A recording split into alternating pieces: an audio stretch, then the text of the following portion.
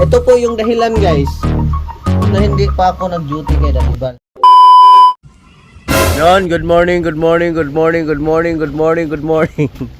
Guys, gawa tayo ng vlog at wala tayong vlog. At ilang araw na. Ngayon, medyo masama ang panahon. Umulan kagabi.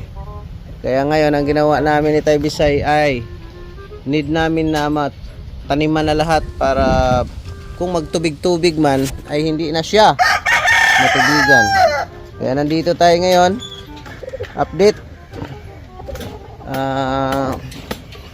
Pag wala tayong vlog, gagawa tayong vlog. Content creator baga tayo. Di ba? Dito namin tataniman namin. Yun. Kasi nabuo na namin yung mga poste. Ayan. Si Tay Bisay. Oh. Talagang hindi mo na pinaano yan Tay Bisay ah. Oh. Diba? Abangan nyo na lang guys. Magtanim na kami ng poste. Hindi makagalaw. Yes.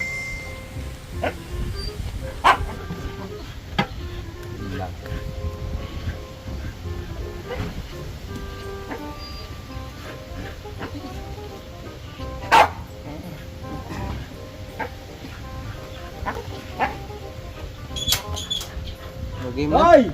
Game na?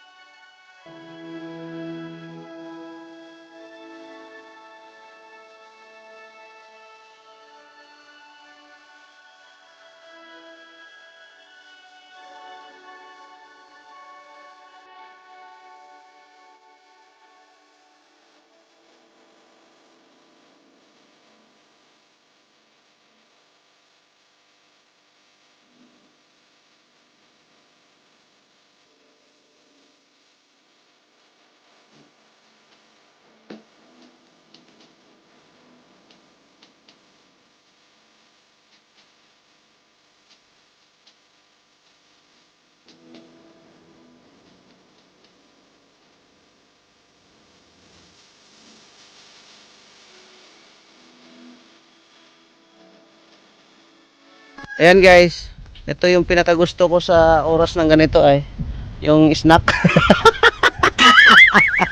Ayan o. Grabe, tapos na si kuya oh. Hindi, may poste po oh.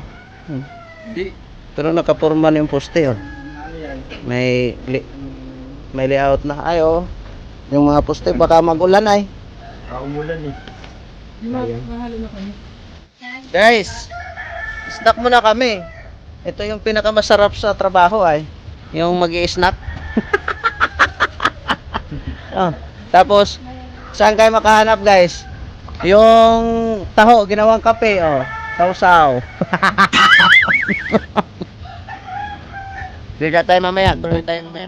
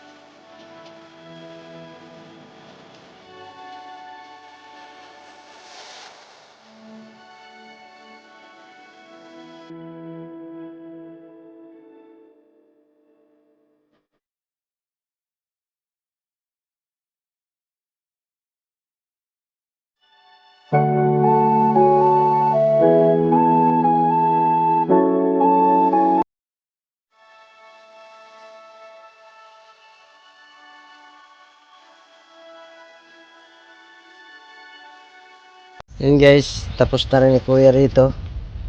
Yan o, pwede na natin ibalik dito ang lupa. Yung nagtatanong kasi bakit dinampingan, kasi hanggang dito yan o.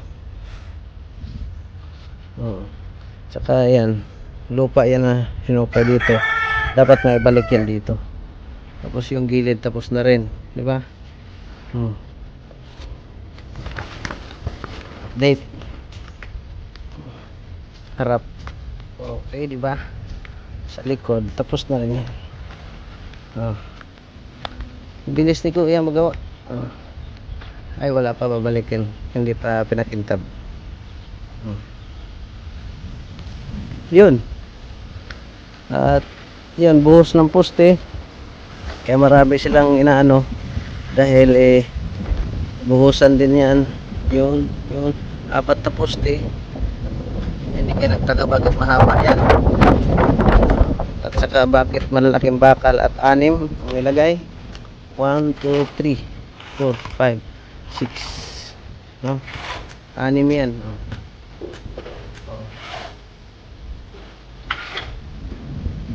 May slab kasi yan para may labahan sa taas.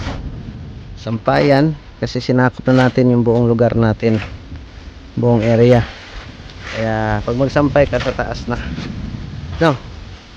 Ganun po yan. Yun guys, meron din kaming binili na ano, kahoy para yan sa ano, hindi yan lumber ha, good lumber yan. Magagamit pa namin yan pagkatapos ng slab. Pero kulang pa yan, yan lang daw ang inabot sa kahoy, kaya ganyan ang nangyari. At marami kaming magagawa dyan sa kahoy na yan, no? Diba? 2x3. At dito nabuhusan na rin yan, buhusan lahat nila yan ang poste. So pak, tapos yung tatayuan pa namin ng poste. At dito nakaano na rin, buhos na lang din ang kulang, kaya unti-unti lang para matayo ang poste. Kasi baka mag-ulan na naman hindi matapos, no? Ayan, marami pa naman tayong kraba at buhangin. Unti-unti lang. At tatapos din ito ang lahat. Pagkatapos ng lahat, ayun. At hollow block natin, ayun. Medyo kulangin pa talaga yan. Pero dagdagan natin yan pagdating ng araw. Yun guys. Tuloy lang sila tayo naghalo naman kasi kinulang. Pero meron ng meron ng plataforma. Buhos, oh. Ayan, oh. Ano yan? Mga 100 dangkal mahigit ang lalim yan. No. Nagaganyan na natin poste dahil meron ng katabi eh. No. Hindi pa tinapos ni Papa Edge. Ba? No. No. Diba guys, meron na. Ito mga taniman ng hollow block yan. Lalim. Mga 10 hollow block ang baon. Oh. Ayan, oh. Okay na rin, di ba? Ay. Oh. Yan na. Ay, hindi pa. Kulang pa pala. Ay, yan pala yung huli, no? Hindi pa pala tapos. Ito, ang tapos na. Ayan, o. Ba? Ang baon yan, guys. Mga 10 hollow block. Yung pang 11, yan na yung lilitaw. Ano, engineer? Okay, engineer? Mga 10 lang ang baon. Oh. Mambawasan ng konti. 10 ang baon kasi grade 1 pa lang. Kala mo, ha? Pero pag high school na yon, 100 na.